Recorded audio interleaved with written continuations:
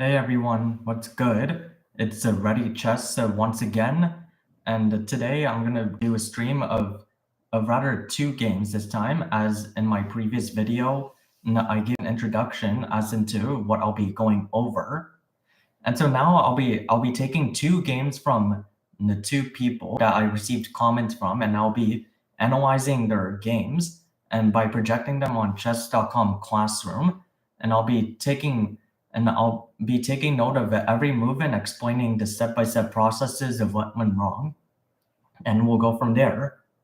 But before we do that, I want to ask how's your no no how's your chess games going?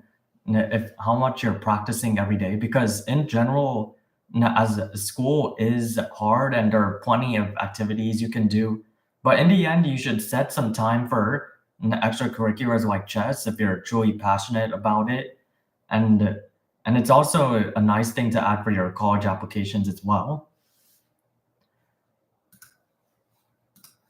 The Birds opening to start with. Now, the Birds opening is a rather interesting opening. It's rarely played by masters. I mean, there are a few who have done this before, but the entire point really, or not. Sorry, refresh my memory. Not the bird opening. That's different. This is the English opening. Now, in total, the English opening usually runs with c4 and e5, trying to occupy the center space, which is the main line. Knight c3, further at it's a developing move. Knight f6, knight f6, knight f3, and then knight c6. And so over here, this is kind of the main opening line. And the entire purpose of this is to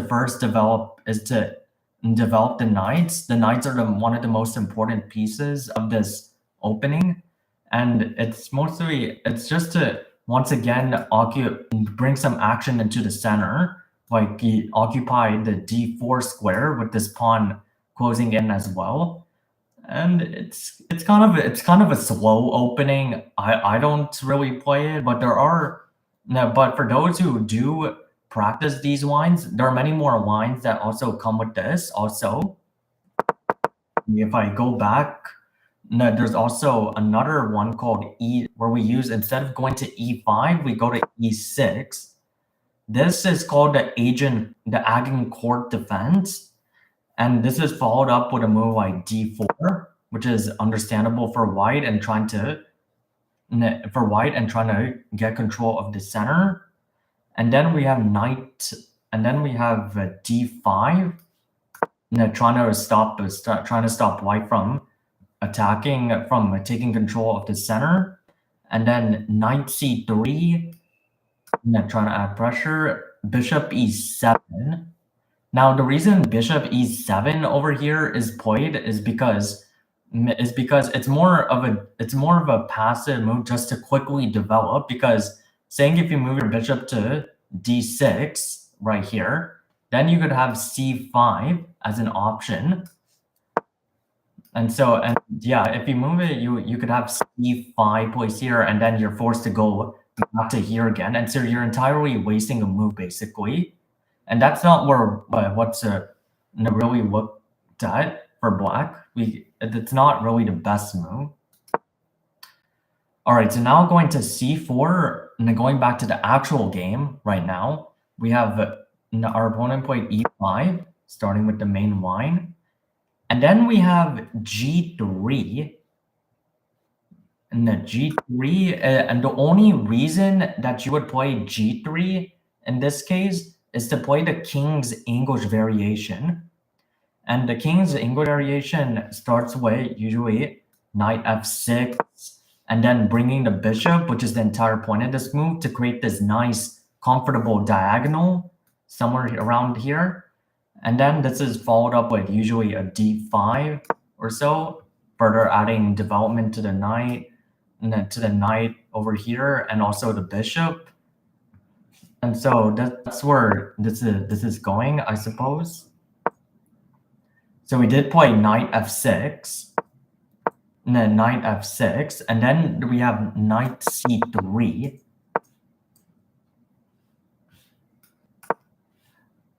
Wait, hold on. Knight f6, bishop g2, and knight f6. This is the third best move, in my opinion, because I would start with at least protecting the pawn first over here, but knight c6, you can play it. There's nothing really wrong with it. And mostly this is more, it's still an equal position, so there's nothing too much. And so we have now white played knight c3. Yeah, continue to develop. Bishop c5.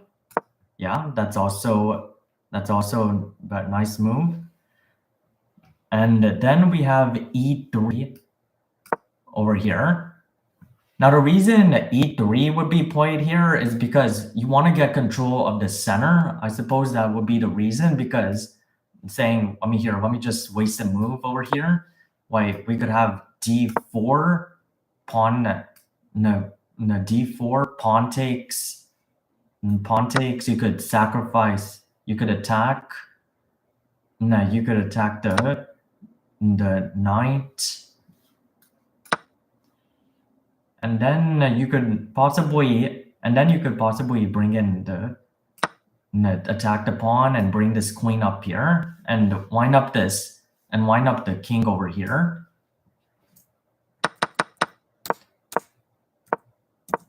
All right, so we have e3, and then we have the move d6, which makes sense. It's attempting to stop to try to at least support this pawn over here, because this is the only pawn that's even there on the center for black. And once again, as the center stone of theory over here, whoever controls the center, almost like 90% of the time they win. And so over here we have knight g e2. This is, I would see why this would be played. It makes sense because you want a castle over here, get that to be developed. And then we have bishop b6. Maybe he's afraid of the pawn storm right here on d4. And then we have the move knight d5. I'm not sure that this is really the best move possible, because with this, black can just take control of the situation by taking the knight and forcing the bishop to come in, and then this bishop can be later pushed back by any of these pieces, like the knight, saying if it can come here, and that leaves this pawn in trouble, because this is the only pawn that's outside and is hanging. So it's kind of you're more per se a risky move, but in this case it's still equal. And so let's see how black responded. He played bishop. It was played bishop e6.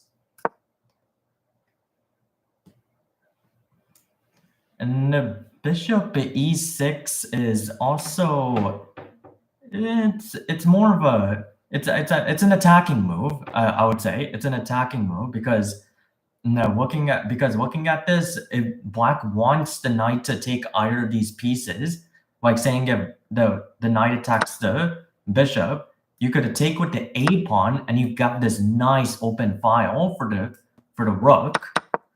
Or you could possibly take the knight, or white could be forced to take the knight, and then this week the queen would also some active movement along this board, while white's queen is just cramped to this sad diagonal over here.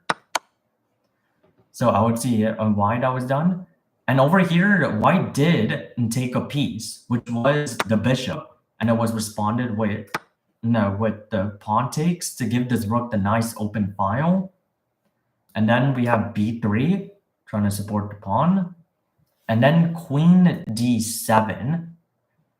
Now, the only reason queen d7 would be played in this case is to possibly get rid of this bishop over here, because this h3 square is a good place for the bishop to be, as it can also annoy white, saying if they castle over here. Like, let me demonstrate it. If they castle here, then you could slide in this bishop here, and this bishop has to protect this rook, so it would have to take. So it would have to, well, not necessarily take, but it be lost. Like saying if I was to move here, black will happily exchange this, avoid this nasty pin, and force the king to move, and then you can develop a kingside attack with h5 and continue to build on from there, adding pressure. So that's a good move right there. And then white does notice this attack and does play h3 right here. And then black plays knight b4.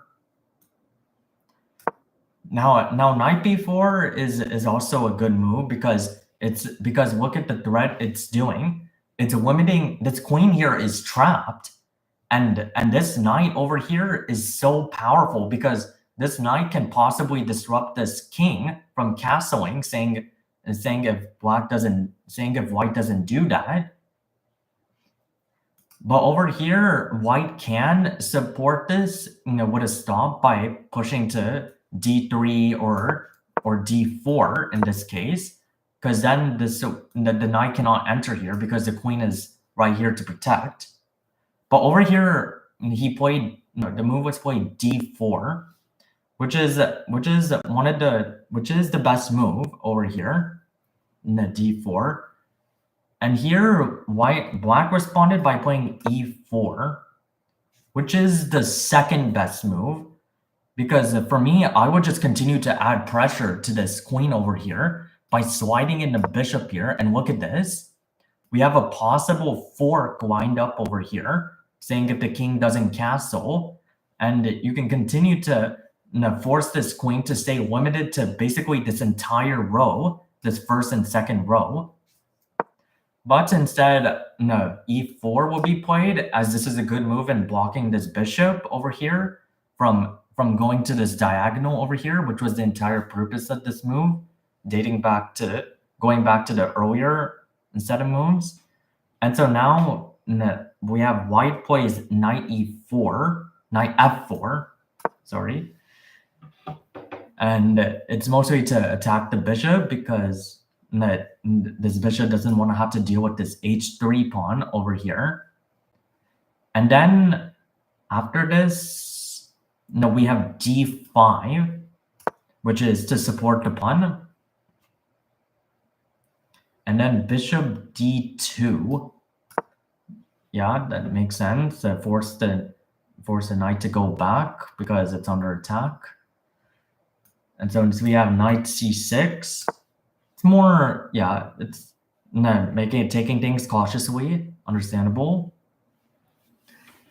And let me see his writing again. I can't make out. And here we have the pawn takes. The pawn takes over here.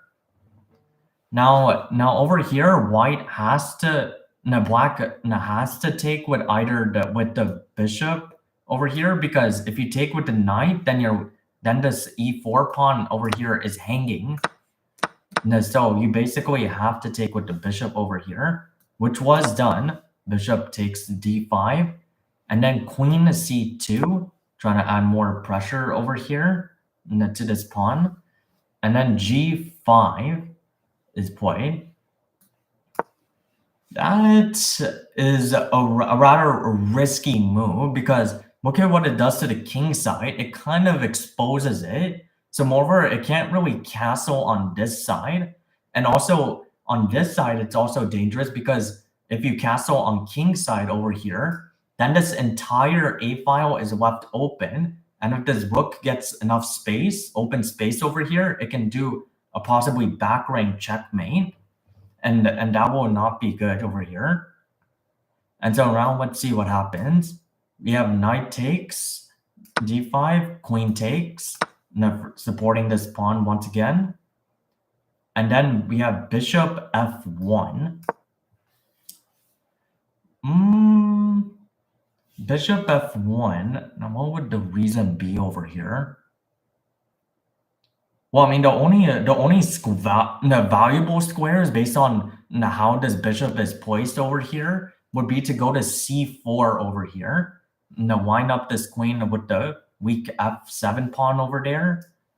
And so, yeah, I mean, kind of what it's a nice move. I'm trying to attack. And then we have castles. And once again, going back to this, when I said risky, as in what in the long run, if white launches a kingside attack, this king is definitely going to be in trouble because this h pawn can push and continue to go up, and leaving this rook with a chance to go to an open file over here and give check. All right, so we have the castle, and then bishop c3 over here. Now, bishop c3 over here, the only problem I have with this move is that, once again, it's still kind of cramped up, and it's leaving this queen blocked entirely. I mean, look at how it's limited to this entire file only. And so let's see how white responds to this. Or sorry, black responds to this. They moved a queen. I guess they were afraid of bishop c4 over here in this case. And then there's g4, which I see trying to add pressure over here. And then queen g6. And yeah, you still have to support this pawn because this pawn is important in limiting this bishop over here and this queen. So that's a good strategy. And then over here, white kingsides castles over here. And I don't know if this is really the best move over here because look at this rook over here. Look at how weak this a2 pawn is, and look at how vulnerable it can be to being attacked over here. And not to say that you could possibly swing in your knights over here, because this b4 square is important. Like, let me demonstrate. Saying over here, and then I waste a move, just for example. And then we have knight b4, and look at this. It's adding pressure to this, to not only this queen, but also this weak pawn over here. And so bishop would have to take, the knight could take, and then this queen can possibly slide in, saying if white moves out of the way, queen can go to c6 and continue to develop another attack. And so, yeah, this is basically a big opportunity for black to capitalize. And so let's see what did black do in this case. And it is played knight d5, trying to attack the bishop and going to support this c6 knight on the b4 square right here. And so now white responds by playing bishop c4. But once again, this does not stop it. This does not stop this powerful b4 move over here, as we have knight cb4. No, and what I mean by knight cb4 is this knight over here goes here, which is the best move over here. And so with that, the bishop decides to take the d. Oh, sorry, not that. That would be a major blunder. So the bishop has to take over here, so it doesn't have to deal. So it only has to deal with one knight over here, and then the black takes with the knight. And here, look at this. Just like black wanted, now this queen is under attack, and this a pawn is about to be lost for sure. And so now the white has to act defensively right now, as now they're being hampered on almost every side over here. And so yeah, things are not looking good. And let's see what did black do? What did white do over here? The queen at d2, which is the best move, just trying to attack it. But this doesn't really work because look at what this, because as in for here, because as in for here, you don't, I don't know if you don't want to really take with the knight yet, because then it blocks your rook, and then you're gonna have to waste a move to try to get this rook open over here. So the best way to do this is, I would say, to support this knight so that this rook is eventually able to attack this a pawn, which was played, queen d6. It's the best move to protect it. And then white has to respond to save this pawn by playing a4 right here. And then we have the move c6.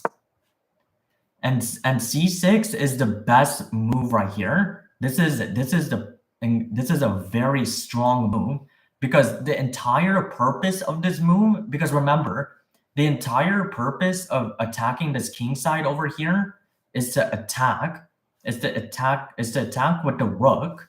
And what better way to get the rook open by breaking through this pawn structure, where the goal is to move this pawn to b5, moving this bishop back and attacking this pawn, exchanging pawns to get this rook to a4. And now the entire king side is exposed, and also this rook can possibly slide in also and create a wall over here on this left side of the board. And so yeah, I feel this is basically a lost game for white. And so over here we have queen e2. Queen e2 is played over here, but this can't really solve anything, because look at what this does. Now you lost a bishop, because this bishop can't move anywhere. This queen is blocking its path over here. And so with that, white has no choice but to take with the pawns. Pawn takes, pawn takes. Or wait, a takes, but instead of taking back with this, you wanna, this is the winning move. You instead ignore that and bring the rook in right here. And now this king has to move somewhere. So it moves to king d2, and then you give another check. And look at this. Look at this pin over here. This king is in front of the queen and is about to be lost, and white cannot do anything to defend this. And so the king has to move to e1, and just like that, you lose a queen like this. And after this move, and after a few other moves, white did resign after this, which makes sense, because look at the position that the white is in. This rook over here is extremely inactive. Only the bishop over here and this rook over here are the only active pieces, and this rook has plenty of room to launch another check over here. So basically, what really started this entire thing was one castle over here.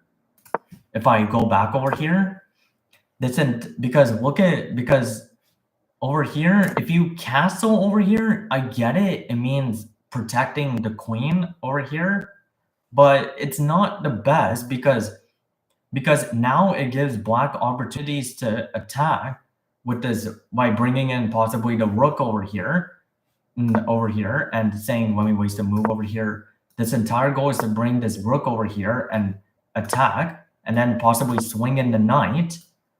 I'm here just wasting moves, just to give you the illustration, and then from here, black can force an exchange, a sacrifice, and saying if white takes, black would have to attack over here by using the knight, and then things are not gonna look great over here, as this king side is dead exposed and his dead was. So basically, so the takeaway of this is mostly taking advantages of weaknesses over here, and as Black observed, based after these moves, that this king side was basically the main weakness, and also not only that, this queen over here is clamped, absolutely clamped over here. And this queen over here, once it moves its knight over here, can swing by to the other side of the board, meanwhile, and get some advantages.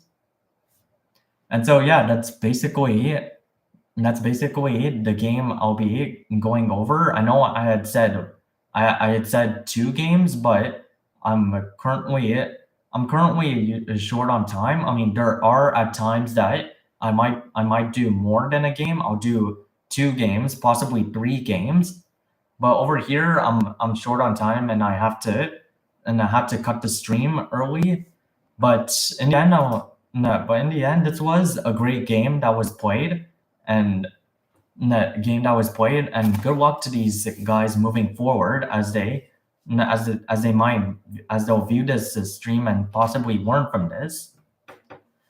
And so thank you all for tuning in. This is Ready Chess. Drop a like or subscribe to the channel, and continue to let me know of what games you want me to review by sending links to photos regarding your chess annotations for games.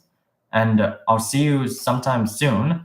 I'll be posting more games tomorrow also, or if I'm feeling it, I'll do another one later on today. But that's it. See y'all.